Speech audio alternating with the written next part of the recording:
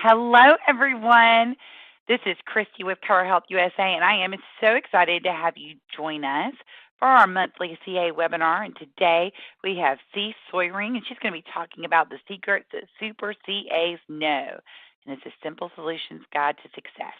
Before we get started, this webinar is being recorded. You do not have to email me, message me, none of that stuff. You registered within 15 to 20 minutes after this webinar has been wrapped up.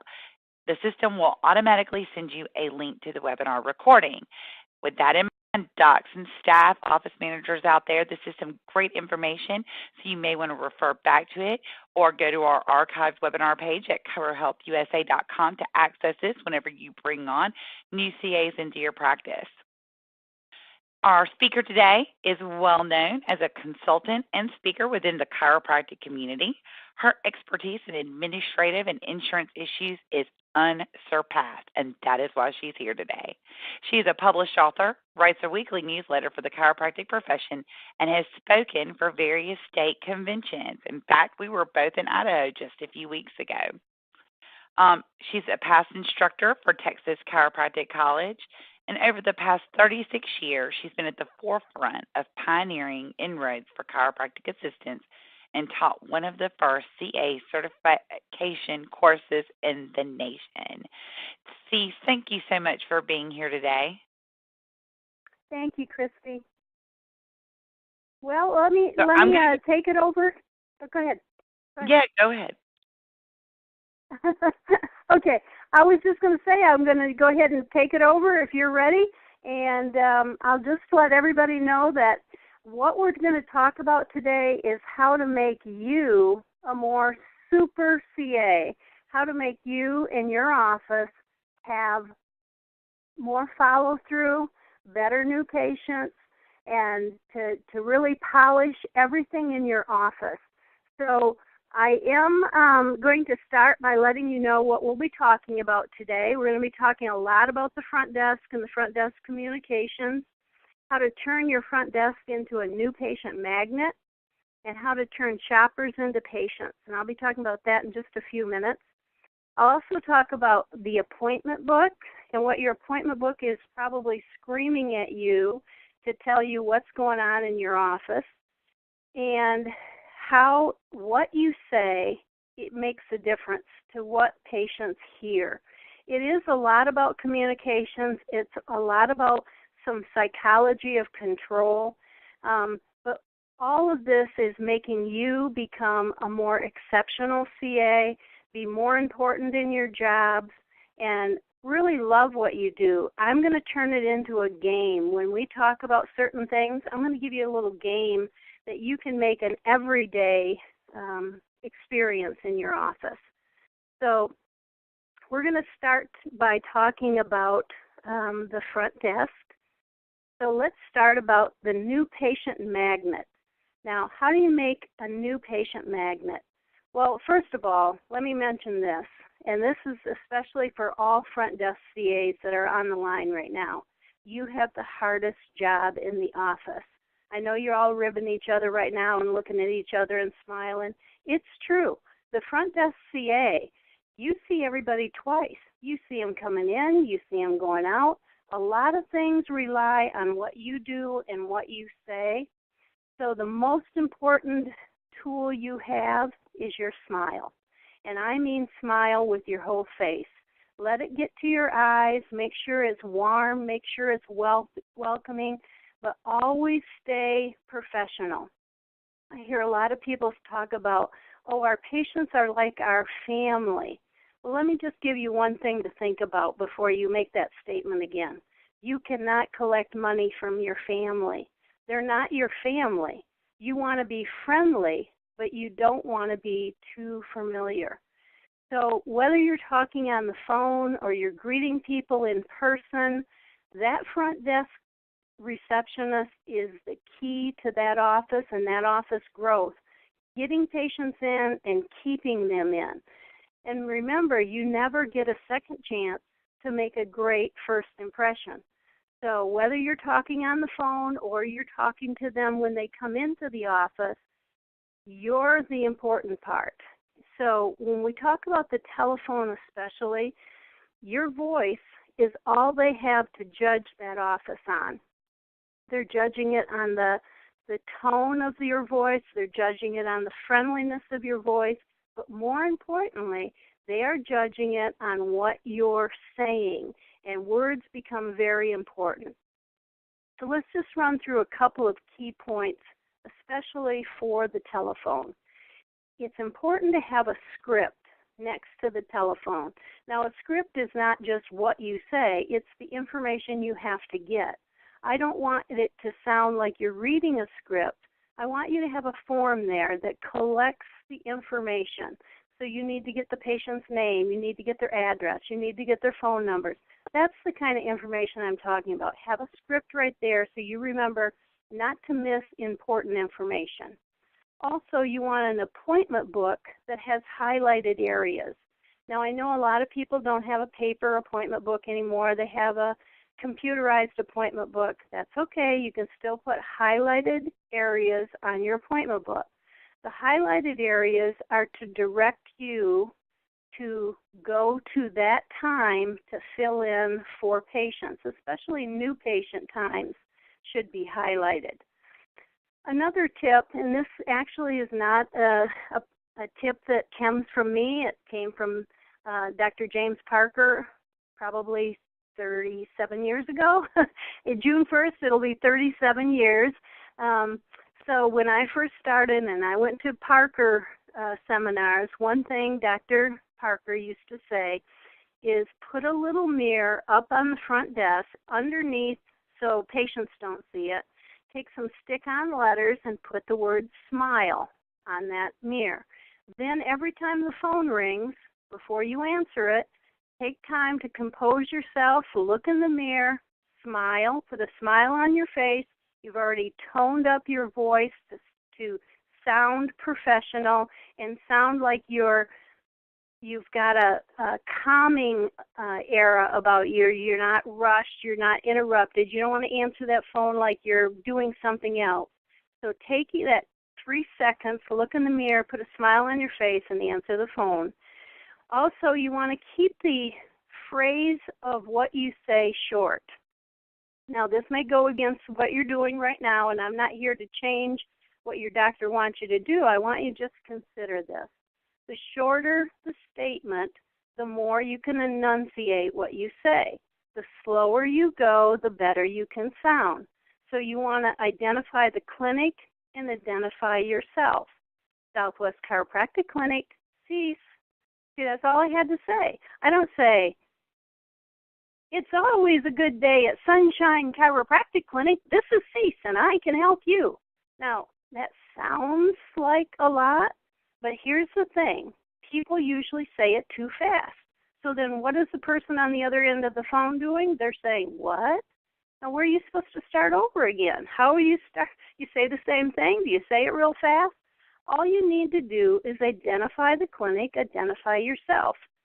And probably just the opposite of that, I hear people say, we just say doctor's office. No. When you answer the phone, you need to identify the name of the clinic. You need to identify who you are. And you don't have to say this is. They got it. They know that that's your name. They're not silly. And by the way, the word chiropractic has 4 syllables. The faster you say it, we're not educating people how to say it correctly. So when you say chiropractic fast, that's what they hear, then we're putting wrong information out there. Chiropractic. It takes 4 syllables to say that correctly. If you know who you're talking to an established patient, use their name often, because when you use their name and you visualize that person, then you'll be more attentive to that person.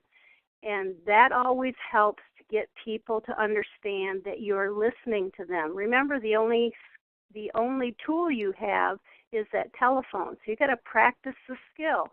People go, well, I know how to talk on the phone. Maybe not.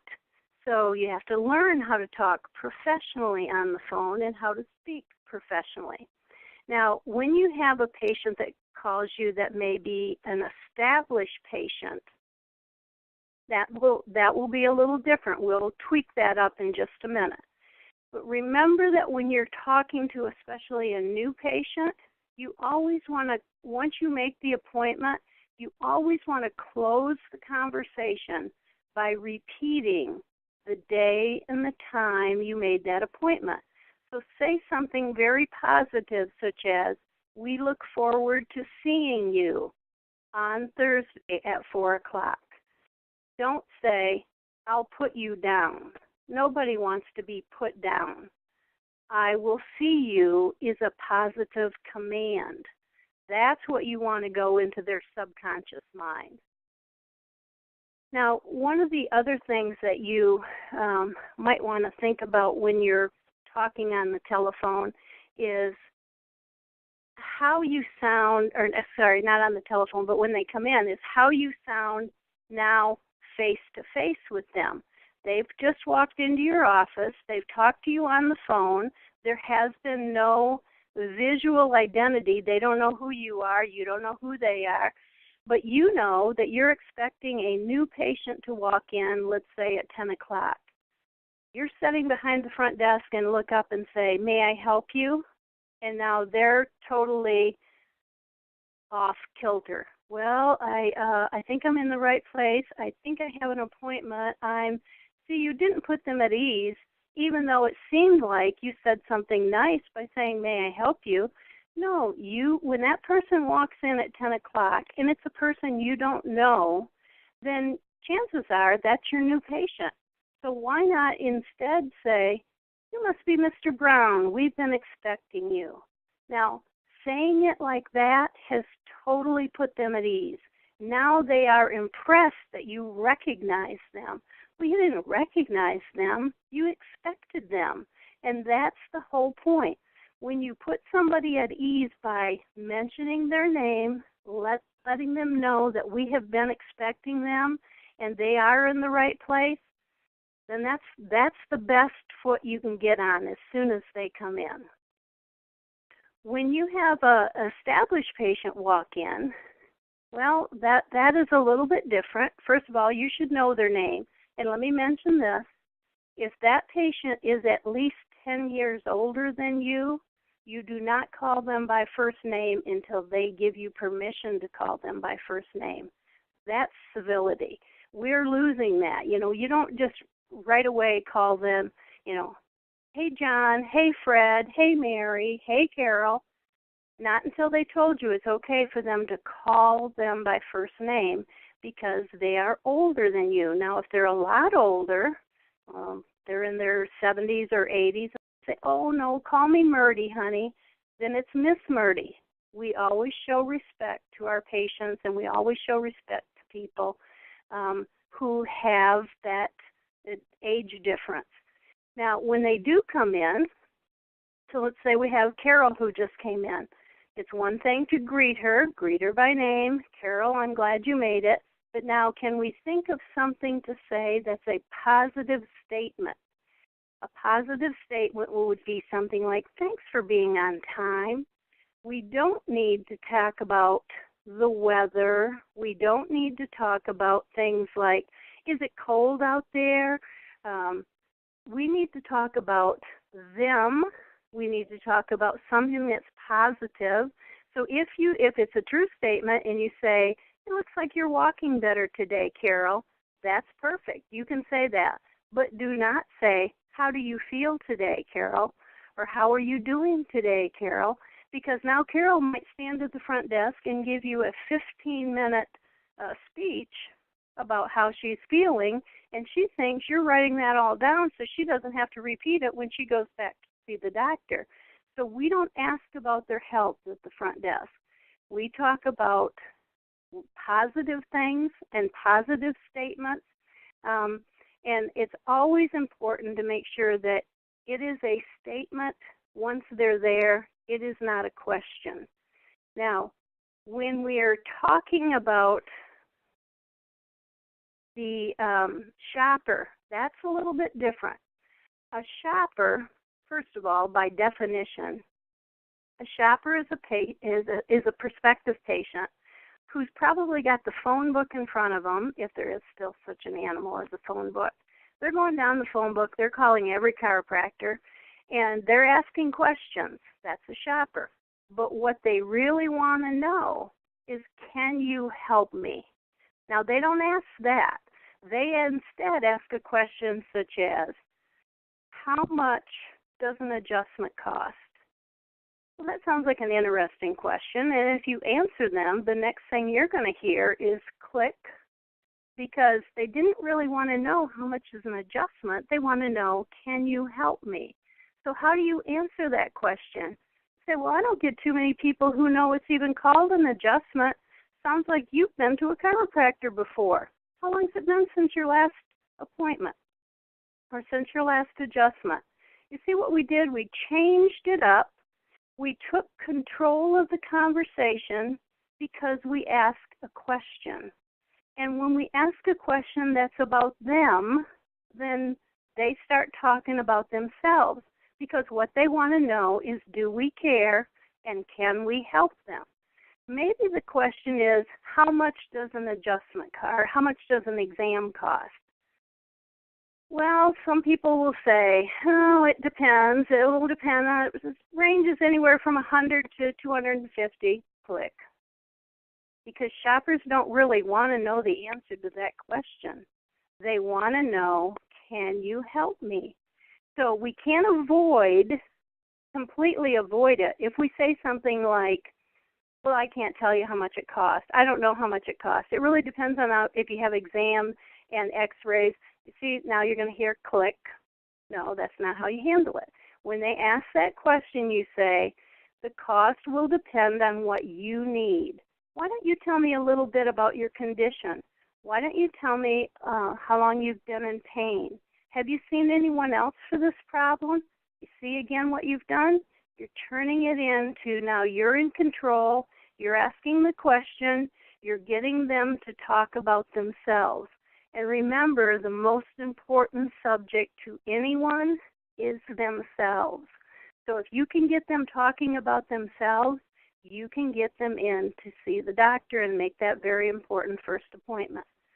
Now, one of the other questions that you might get, which is for new people, for new CAs, may seem strange. I'll tell you that it was strange for me to hear it the first time.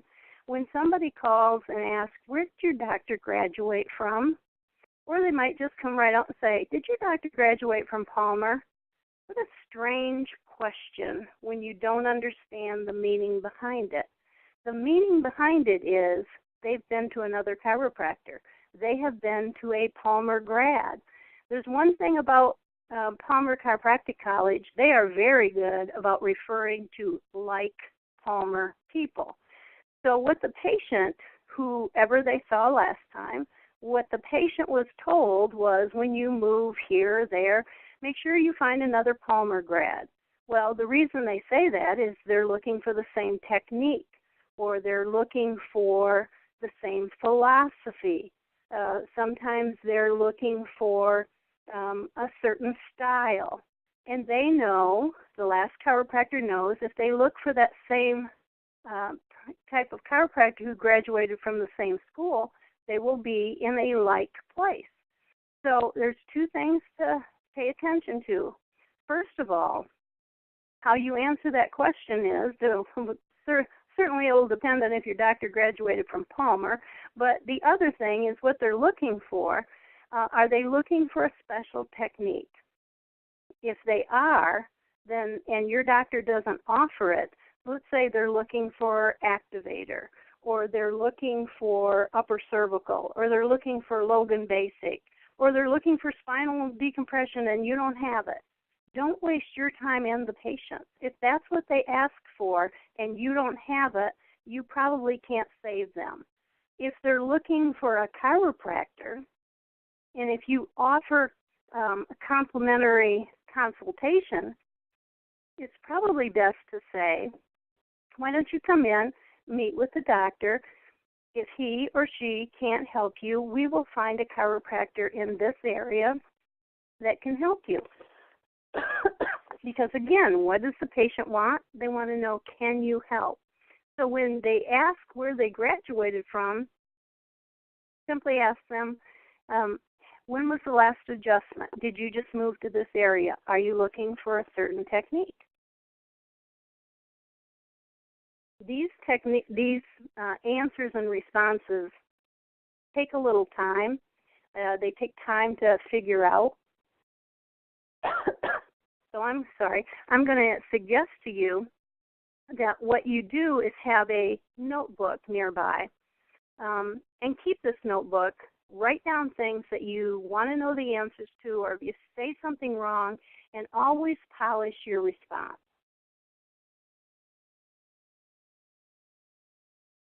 So remember, the person who is asking the question is the person who is in control.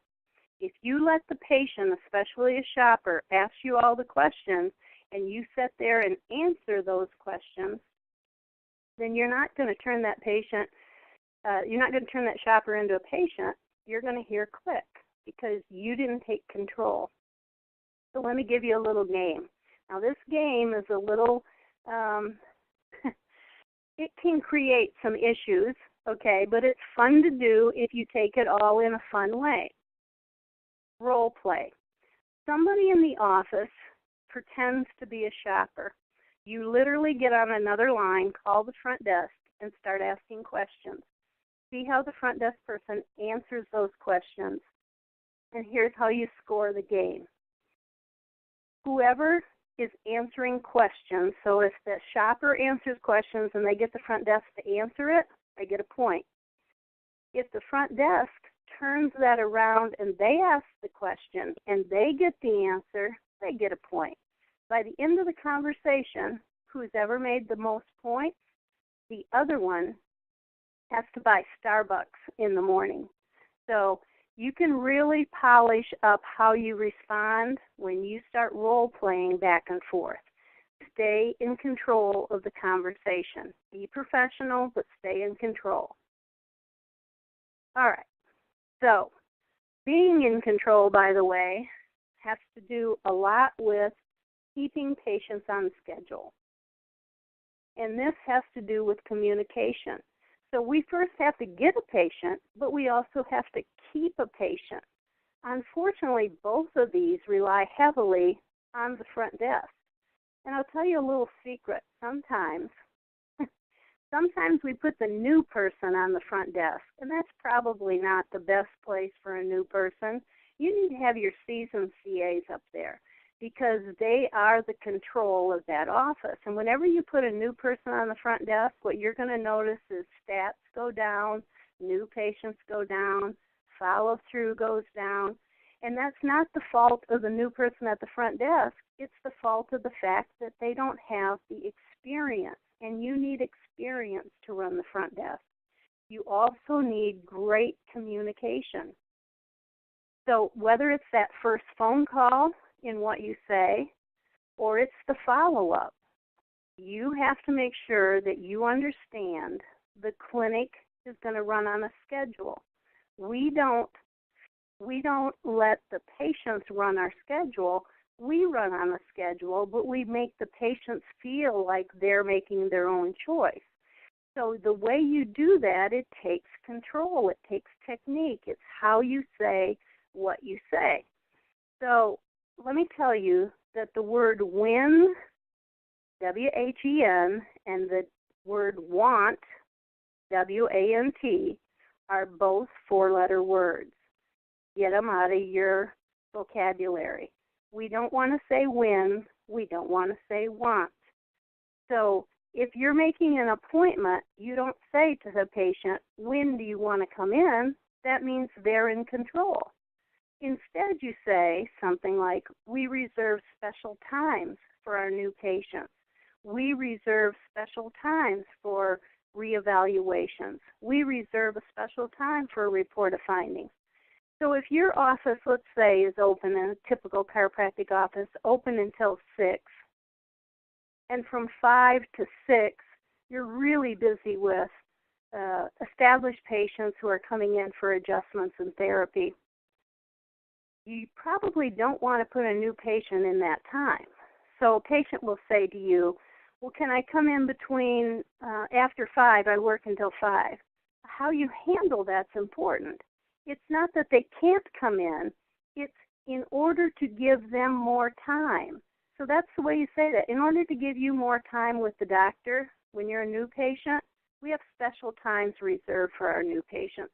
First or second visit, we'll put you in the reserve time to give you more time. It's not what we want, it's what they want. What we're doing is to help them. So when we give them a schedule, whether it's their first appointment, their report of findings, we want to make sure that they're fitting into our schedule without seeming like it's our schedule. It's their schedule for a specific reason.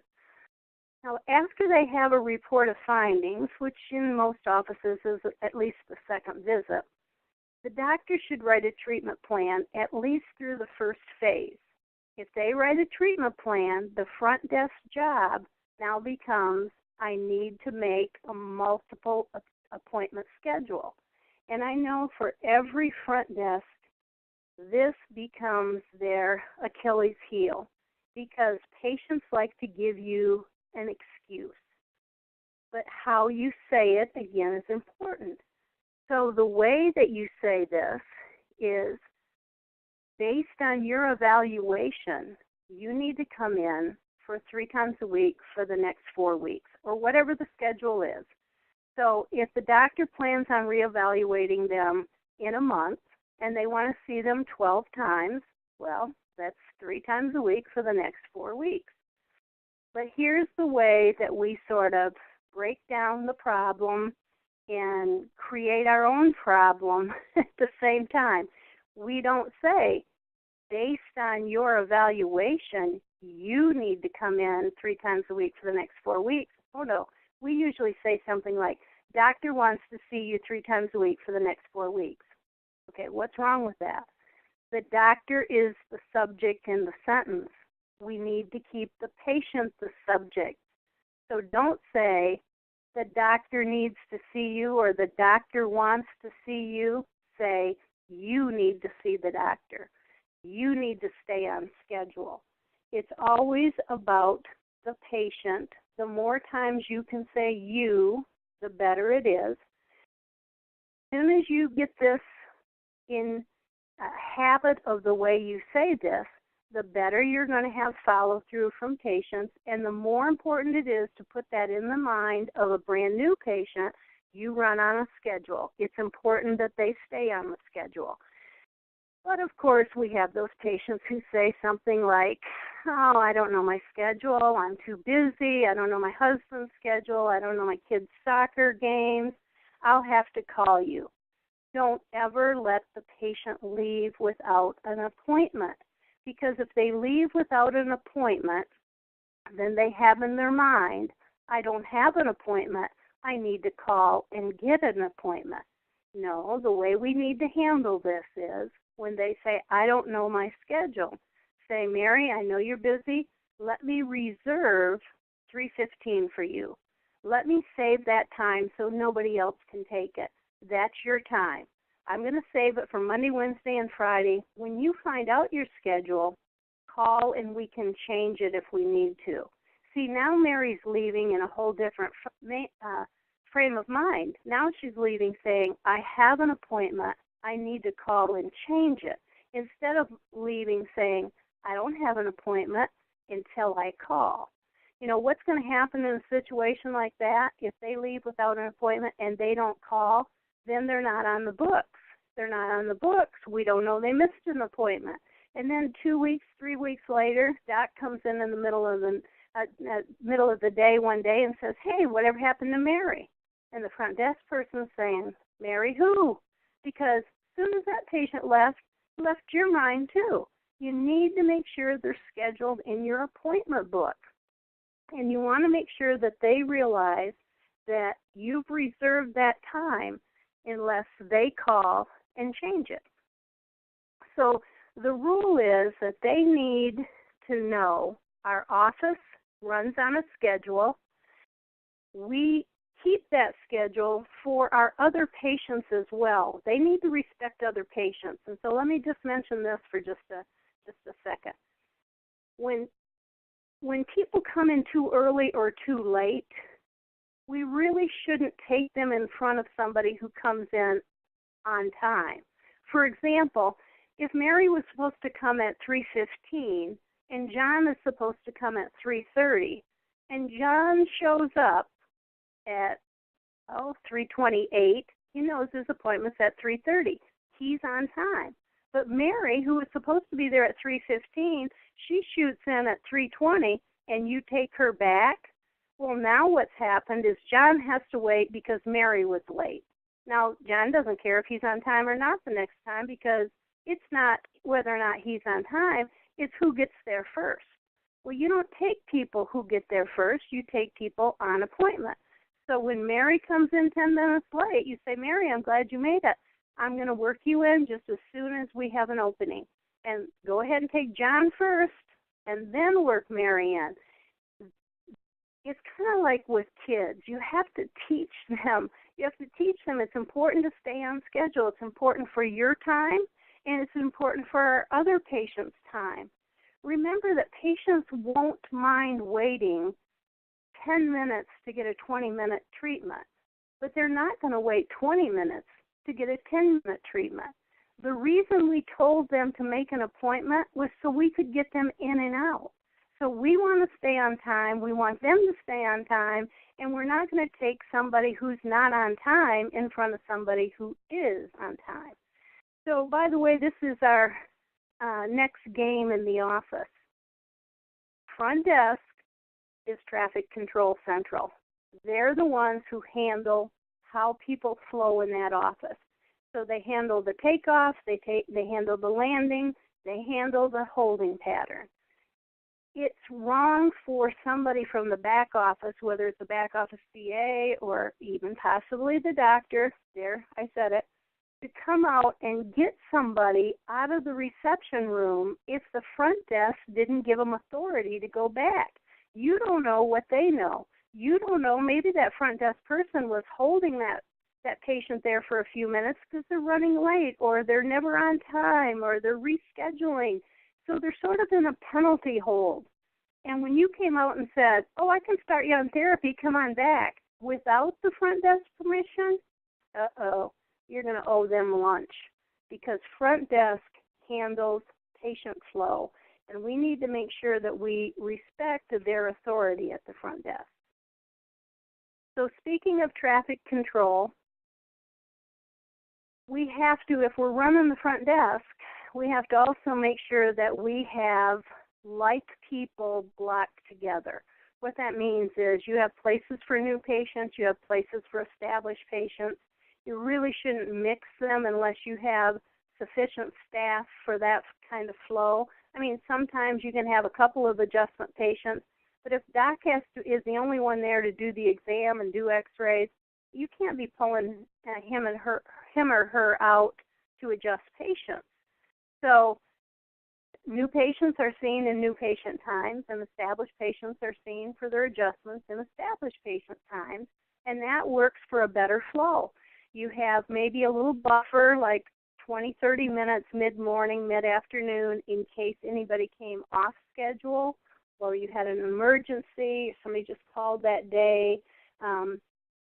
So you have time to catch up by having that buffer planted in the middle of the morning, in the middle of the afternoon. That's also very important to know how your appointments run. And by the way, the front desk person knows which patients get an exam, which patients are going to be a reevaluation, or maybe they're going to get a report of finding. They know which patient talks too much. So they know how to schedule those patients. So that's why it's important to leave the control and the authority with the front desk receptionist when it comes to scheduling those appointments. We also want to make sure that when you're getting cancellations, how you say what you say sends a message to the subconscious mind of the patient. And I know this maybe just some people say, well, that's mind control. It's not mind control. It's who's in control. That's the whole point, how you say what you say. So when a patient wants to cancel, you do not say, when do you want to reschedule that? No, they need to reschedule that. So we want to make sure they understand they need to make this appointment up. Let's go back to that new patient who's in their first phase of care. They're supposed to come 12 times before the re-exam. They end up with 8 visits because they've canceled appointments here and there, and we never made them make it up. Well, when it comes time for reevaluation, they're not to the level of correction that the doctor thought they were going to be at, and they're not at the level of correction the patient thought they were going to be at. But you know what? The patient doesn't remember all the times they canceled. No, the patient says, oh, this isn't working. That's why we keep them on schedule. That's why it's important that they make up the appointment the very next non-appointment day. So if they call on Monday, and they're scheduled Monday, Wednesday, Friday, they call on Monday and say, I won't be in today, I'll see you Wednesday. That is not a reschedule, that's a no-show, because they need to make Monday up. Now, it's not about the money. I want you to understand it's not about the money, it's about the care. It's about the level of care. However, just in case you need an extra little incentive, let me explain something about finances. If your adjustment, and I know they don't, but just for mathematical reasons, if your adjustment costs $25 and 5 people didn't show up, that means your office just lost $125, which doesn't sound like much until you multiply that by 5 days in a week. Then you just lost $125 a day. 5 days a week, you just lost $600. In 4 weeks, you just lost $2,400. And in 1 year, you just lost $30,000. That's at $25 an adjustment, which yours is not. So you do the math on your average patient. What if it's $50 an average visit? Well, then you're losing $60,000 a year. What if it's $75 average visit? Then you're losing $90,000 a year. What if it's $100 or more? You're losing at least $120,000 a year. Now, when you talk about that kind of money, that's a serious loss of income by people who don't reschedule appointments. Missed appointments have to be called, they have to be made up, and the patient needs to make them up. So let's talk a couple of other communication skills and how we do it and how changing or tweaking just the way we say something is going to make all the difference in the world. For example, let's say a patient has a copay of $25. There's that old $25 again.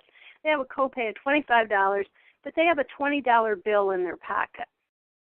They come up to check out, and they say to the front desk, I don't have it all. Well, if the front desk says, how much do you want to pay? Then they're thinking, I want to stop at Burger King on the way home. Let me give you $10 today. You're going to give them change for a $20 bill when they owed you $25? That's not really smart. So instead of saying, how much can you pay, how about tweaking that and saying, how much are you short? Oh, I only have 20. Okay, I'll take 20. You can pay the other 5 when you come in on Wednesday. Now you got the whole 20. You're not giving them change. You see, it's all about how you say, what you say, and how they're going to respond to that. A couple other things just real quick here about how to respond to things when people say, I don't have any money. I can't come in, I don't have any money. Well, you could work for a year on the best ways to say all this, but let me just give you a couple of suggestions. One thing that happens, and this is a true statement, the longer they let things go, the worse it's going to be and the harder it is going to be to fix, because the kind of conditions we treat, degeneration happens. Once they've got degeneration set, it's going to take longer to fix. So when they say, I can't come in because I don't have any money, maybe we should let them know that the longer they put this off, the more it's going to cost. If what their concern is money, then what our response should be is money. It's going to cost you more. The longer you wait, the more it's going to cost. If their objection is time, it's kind of the same thing. Time is your objection. We can fix it now faster than we can fix it later. So if you let it go, it will take you longer to fix, and it will cost you more money. If they call and say, I can't come in because I'm sick. Sick? It's kind of funny when you think about it. They're canceling a doctor's appointment because they're sick. Well, we do have to think about this. Obviously, if there's something contagious, we probably don't want them to be there around patients. But we also know that they're not going to get any better if they just stay home. So maybe in your office you can figure out maybe a better time for them to come in. Maybe doc will stay over lunch. They can come in during lunch when other patients aren't there. Maybe they can stay after, and you can say, well, why don't you come at 6 o'clock? We'll see you the very last. But let me talk to the doctor and see what we can do, because we don't want you to suffer, and we know that you're not going to get any better without care. You know, one thing that's sad to say, but people don't understand, our patients don't understand, that getting the adjustment increases the immune system. So even if it's something like they have a cold, getting adjusted is going to help them. So staying away is not going to help them. We've got to come up with solutions that will get them in the office. If they're out of town, if they call you up and say, I can't make it in, I'm going out of town, don't ask them, when are you going to be back? Remember, when is a 4-letter word. Give me the first day you're back. Be very direct. Give me the first day. Well, I'll be back on the 10th. Okay, on the 10th, I will reserve a time at 3:15. We'll see you then. It's all the commands, okay? We will see you on the 10th at 3:15. Don't say, call me when you get back in town, because then something's going to happen that they start thinking they don't need to call until they want to make an appointment, instead of they have an appointment and they need to call if they need to change it. If they say they don't have insurance, well, it's kind of like saying I don't have any money. We won't let money be an obstacle to your health. But remember, the more you put it off, the more it's going to cost. Again, they're talking about money. We need to come back with rebutting their thoughts with, it's money you're concerned with, and money is what we're going to talk about then. Now, kids, I can't leave the kids. Well, this is kind of a touchy subject. It really is. I understand. I've worked in an office before. It can be a sticky situation, literally and figuratively, when we have kids around. Sometimes some offices are already prepared for it. They have a little kids section where kids can go and color, things like that. Other offices are not set up, so it really depends on your office. But if the patient absolutely cannot leave the kids for 30 minutes with a family member or neighbor or whatever, and they need to bring them in, and one of your staff members can be there to watch them, then that would be great. But I will caution you, kids should not go back with therapy. While the parent is on therapy, and kids should probably not go back to the adjustment room when the parent is being treated, unless they are very well-behaved kids. I mean, sometimes you have to look at it at the children, what the age of the child is, but you don't want to expose the other patients, especially in a therapy bay, when you've got kids running back and forth and pulling curtains and all that kind of stuff. We don't want to do that either. So we have to respect our other patients. But if the reason they can't come in is because of children, then we'll find a solution for them.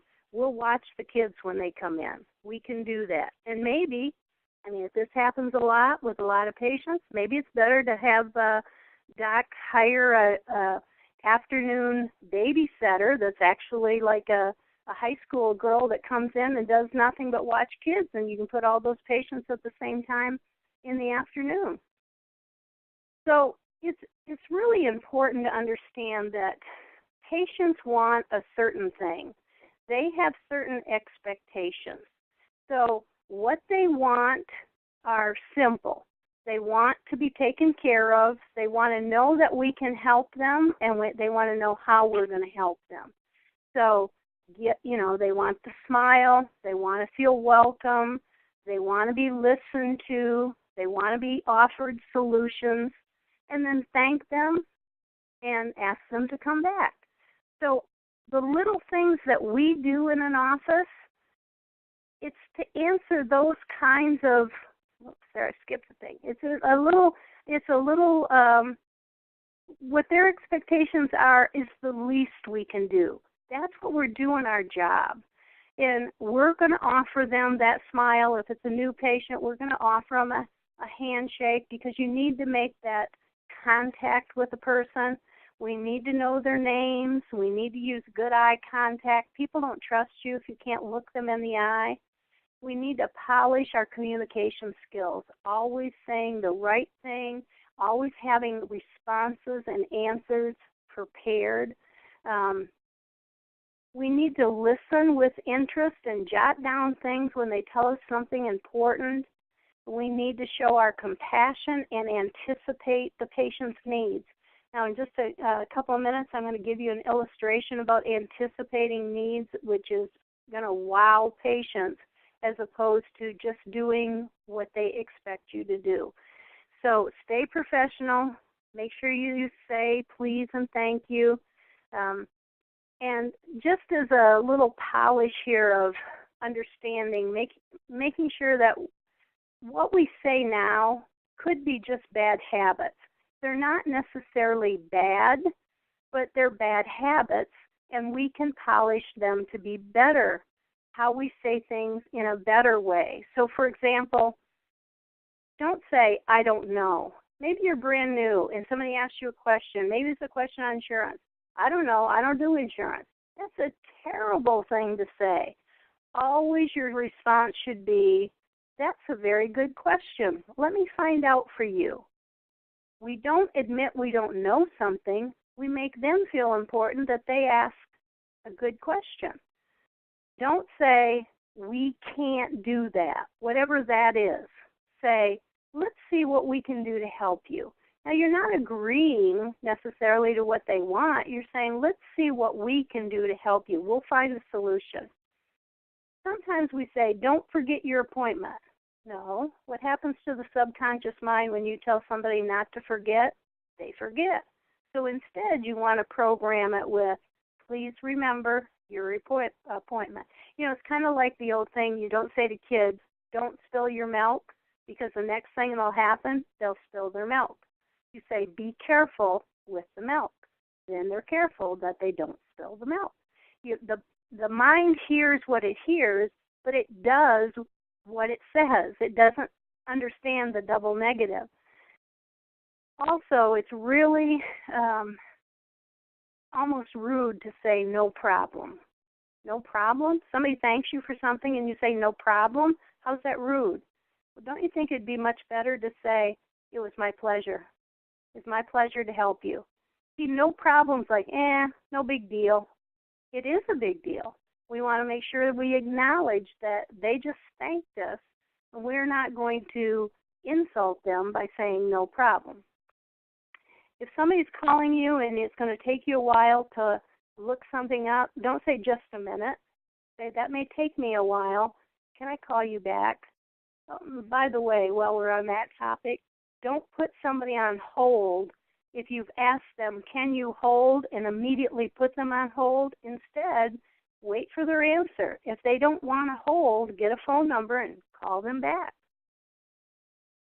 A couple other things real quick here are just some phrases that are, again, bad habits. Hi there. Now you might think, I say that all the time. What's the matter with that? Think about what you just said. There is nobody named there. Hi there. Well, if there's nobody, then you just said hi nobody. instead, if you can't remember their name, just say hi. You don't have to put their in there as a filler. I'll put you down at 4. Nobody wants to be put down. I will see you at 4. That's a command. That's a positive statement. That goes into their subconscious mind to say, I have to be there at 4 o'clock because they're going to see me at 4. Or the doctor is ready for you now. You can go back now. Would you like to come back now? Those all seem to be plausible statements. But how about this one? Room 2 is ready for you now. We've prepared a place for you to go. The reason you've been sitting here waiting is we're preparing a place for you, as opposed to they're waiting on the doctor. You don't want to say that. You don't want to put that thought in their mind. The doctor's ready for you now, like I just been sitting here waiting for him. No, the room is ready for you. Are you here for just an adjustment? Take the word just out of the sentence. Just an adjustment, that's the most important thing we do. We never say just an adjustment. Please take your clothes off, put the gown on. Oh, everybody can laugh about that one. But the truth is, that becomes a sensitive situation to a patient who may be very shy. Don't tell them take their clothes off. They understand when you tell them put the gown on. Leave the opening to the back. There's a hook behind the door for your clothes. They understand. When you say take your clothes off, now that's kind of built up already. They're scared, okay? But you don't want to use that kind of language with, especially a new patient. So how do you wow patients? Well, one of the things that you do is you anticipate what they're going to need. Anticipating their need is knowing in advance. So, for example, don't surprise them with a bill and say, oh, your insurance didn't pay this. No, say, I think you might have been, Mrs. Jones, I thought you might be wondering about your insurance payments, so here's a statement. If you have any questions, let me know. I'll be happy to go over with you. Or maybe it's time for the re-exam. I know you have a re-exam coming up, so I went ahead and scheduled that on our late night so you don't have to miss work. You're anticipating and you're preparing something for them. You let them know about that in advance. So they have certain expectations. We're going to fill those expectations, but we're going to go past that, and we're going to always ask, how can we improve this? How can we add value when you come in? How can you feel like you're a VIP when you come to the office? So let me give you one example, and it's if you use supplements. Excellent example. So you sold them a bottle of vitamins that have 60 pills in, and the doctor said take 2 a day. Well, then you should know that's going to run out in a month. You don't let the patient say to you, I need another bottle of vitamins, I'm out. That means you didn't do your job. You don't even say to them in a month, do you need more vitamins? No. You know what the prescription was. You know what the date is. You know that they should be out of those vitamins. So instead, you say, Mary, I checked with the doctor. You need to stay on those vitamins. So I've gone ahead and saved some, put a bottle up here for you so you can take them again. You should be out because if you're staying on the script that Doc wrote, you should be out of your vitamins. If she says, no, I got half a bottle left, well, then you know she's not taking them like she's supposed to. So that's anticipation. So we're about out of time, so I can save a few minutes here for questions, but I just want to mention one more thing about money. Collect the money when a patient is there. Don't let them say, send me a statement. Patients are coming in, collect the money then. If you're sending out monthly bills, one thing I would tell you about monthly bills, always put a due date on it.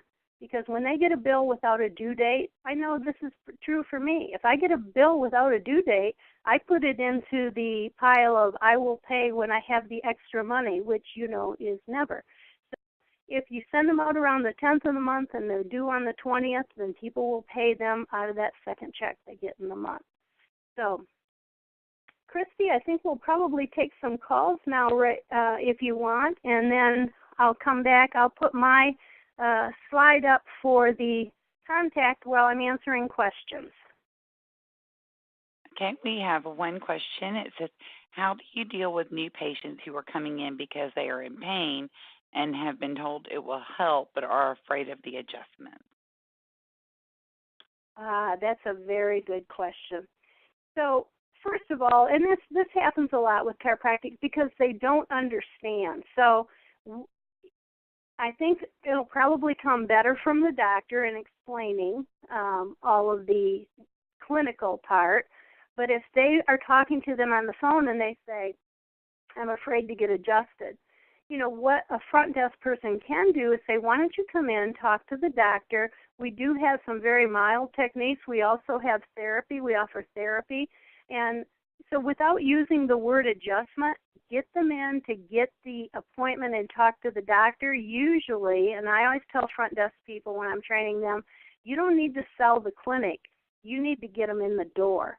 The doctor will sell the service. So what our job is at the front desk, if that's what they're telling you, I'm afraid to get adjusted, then let them know we have other techniques, and the doctor may not have to adjust you, but why don't you come in and talk to them and let them explain all the services we have to offer, including therapy.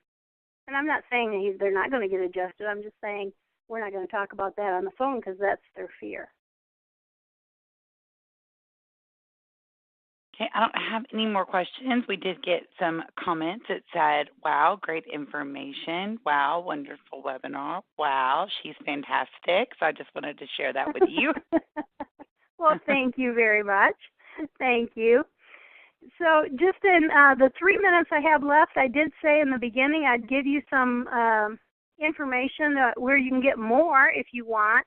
Dr. Ty Telcott and I have partnered to write some guides, and I'm going to show you these real quick. These are just some of the names of the guides we have. There's 12 guides. It encompasses 75 years of experience with 35 my years and 40 of his. So we actually stopped at 12, not because we ran out of information, but because we decided we need to get these on the market fast. So we have some guides that cover everything from billing and coding and documentation to front desk, which is this. A lot of what I talked about today is from the ABCs of the front desk. We have the ultimate CA training.